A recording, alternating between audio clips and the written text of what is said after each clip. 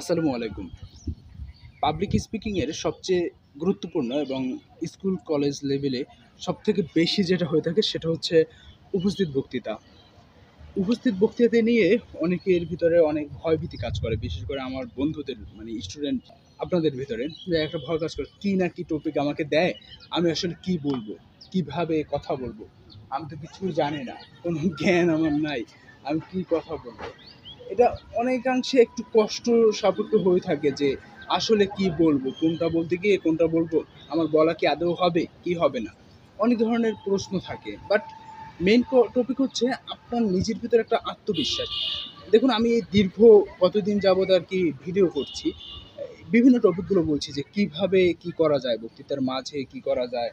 শুরুতে কিভাবে শুরু করা যায়? এই টপিকগুলো মনে রেখে আপনি যদি আপনার যেকোনো টপিকে বক্তৃতা দেন, দেখবেন কি ওই বক্তৃতাটা দেয়া আপনার অনেক সহজ লাগবে বা অনেক সহজ হয়ে যাবে বা আপনি ভালোভাবে কথা বলতে পারবেন। অর্থাৎ নিজের ভিতরে একটু আত্মবিশ্বাস রাখুন তাহলেই উপস্থিত বক্তৃতা সহজ হয়ে যাবে। আর উপস্থিত বক্তৃতা নিয়ে চাইলে সামনে একটা ভিডিও আমার করার প্ল্যান আছে। জাস্ট অল্প একটু কথা বললাম আজকে। ভালো থাকুন আপনি।